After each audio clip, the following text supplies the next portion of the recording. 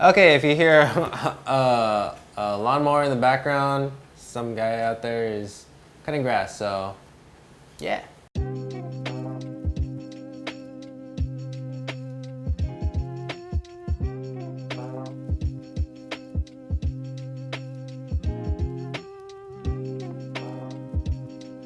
Okay. First things first, I edited a short video and we did a take on the quarantine stereotypes originally by Dude Perfect. You can check it out over here. Second, aesthetic. What does that mean? Aesthetic, inducing or relating to insensitivity to, this is anesthetic, my bad. Aesthetic, concerned with beauty or the appreciation of beauty. The example is the pictures give great aesthetic pleasure. This guy's really going to town on the mowing.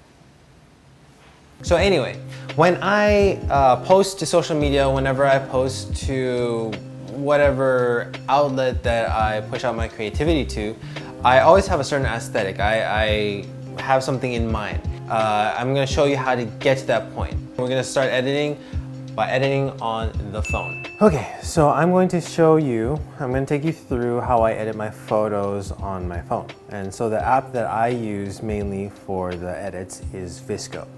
VSCO stands for Visual Supply Company. It was an app that was designed in California in the year 2011, I believe, 2011. And one of their taglines is creative tools, inspiration, and a place for you to be you.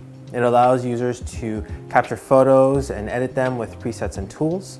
They have a place to connect with other creatives, share your photos, and just enjoy other aesthetically pleasing photos. The main way that I use VSCO is to edit my photos. I don't really use it to look at other photos. I use Instagram, Pinterest for that. But I use VSCO just to edit my photos. So now I'll show you how I edit my photos on VSCO. So first I open them up. I have a before and after photo here.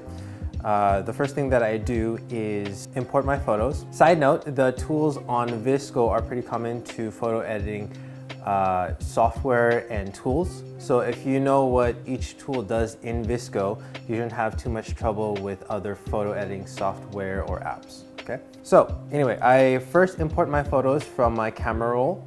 And as you can see here, I have already loaded it into my app.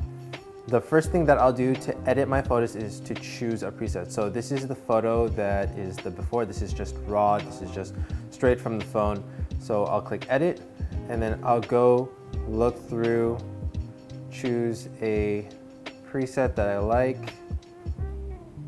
I like to go through, and if I have time, I'll go through all the presets and then choose which one is the most aesthetically pleasing to me. Now, if I don't have time, what I like to do is I have a list, just two in my favorites, and those are pretty standard to use for me. I have actually chosen FP8 to use for this photo. So that's the preset that I will use. After I choose my preset, I just go down the list of tools to fully utilize the potential in VSCO. So I click on the slider tab and then I hit adjust. That's the first thing that we're gonna look at. And when we crop here, the first thing that we're gonna do here is the adjustment tool. We're gonna be using the adjustment tool.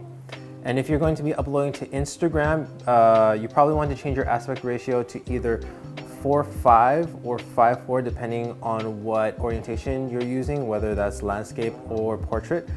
This helps optimize the photo so that there is minimal compression on your photos. In other words, it helps reduce the fuzzies. There's also Skew here. This is for if your photo is misaligned. You can use this to correct the sides. I don't think for this photo we need to do that. We can just leave that one alone. Next is exposure. Depending on the mood I want, I'll adjust the slider to make the image's overall image brighter or lower. Brighter or lower?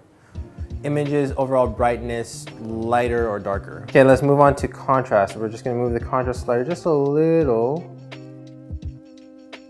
Want less contrast actually.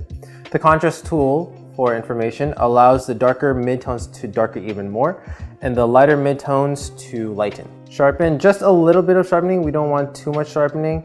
For sharpening, you don't want to use too much of it because you don't want your photo to be too grainy or noisy. Unless that's the aesthetic that you're going for, then by all means, go do some more sharpening. Clarity is normally used for photos with more texture. I don't really need to use it here. This slider would be useful for a photo with like sand textures or like flowers or something like that.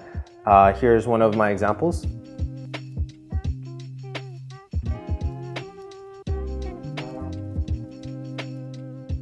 Move on to the highlights and the shadows, the tone tool.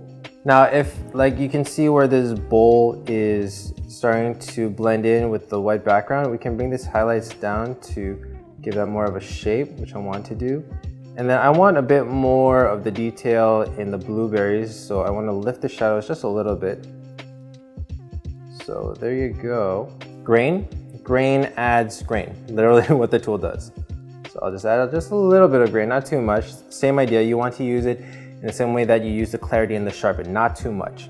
Now for this next tool, the Vignette Tool, please, I've seen a lot of photographers do this, but please, use this tool sparingly. Don't use too much, just a little. The Vignette Tool darkens the corners of your photo to bring focus to the middle. Okay, so this is what it would be if I used all of it. I just want just a little bit, just a little. Fade is an artistic choice. I don't normally use it, but for the sake of illustration, this is what it looks like. Woo. Okay, now let's work on some color. First, the white balance tool. This will help if your photo is too yellow or too blue or too green or too purple or pink. Nowadays though, our phone's auto white balance will be enough to compensate for it. But still, if you want to add more orange, you could probably add some with the temperature, like this. But keep in mind that it affects the whole image, not just the color orange, and we'll get into that in a little bit. So in this photo, I kind of want to make it a bit colder. I want to really bring out the blues, and I want the photo overall to be colder. So I'll bring down the temperature just a little bit, just like that. Saturation changes the color intensity. So we can bring out even more blue and a bit of that oatmeal.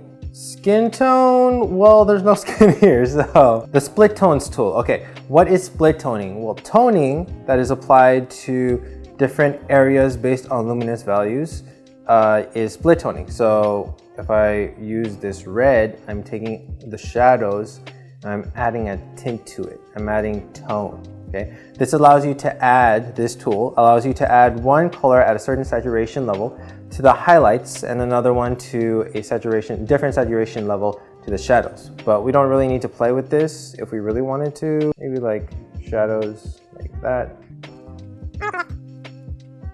Yeah, we'll leave the highlights tint alone. I kind of like that. And then HSL. HSL stands for hue, saturation, and lightness. This is where you can spend time on crafting your photo a bit more, and it helps give you the ability to adjust the unique colors of your image.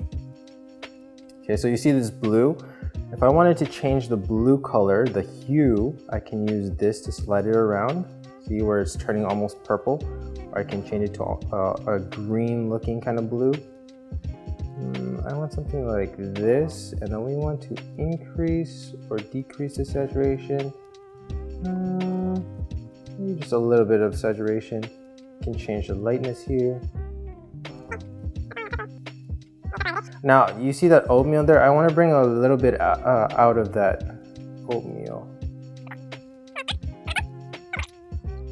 That looks good to me. And that's pretty much my entire process. If you like how this looks on, I guess just in general, you can create a recipe. You do that by clicking on the circle, the like recycle circle. Click on that, and then you click underneath that. It'll say create recipe if I don't have these ones. And you hit the plus sign and it'll create that recipe. It'll create all of those things that we just did. So you can also move around your tools. And this is how I like it though, so I'll just leave it this way.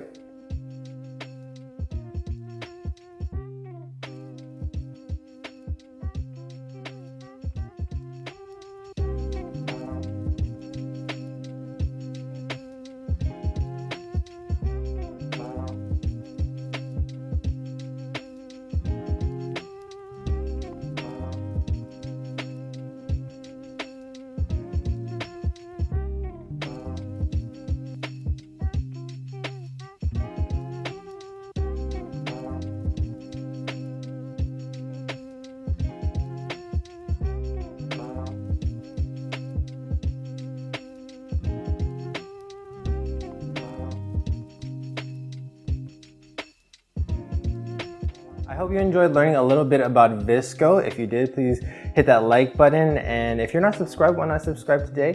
I'll be giving more information about photos and stuff like that, as well as doing vlogs with my wife, who is currently not here. But subscribe if you haven't done so, and we'll catch you guys in the next one. Peace.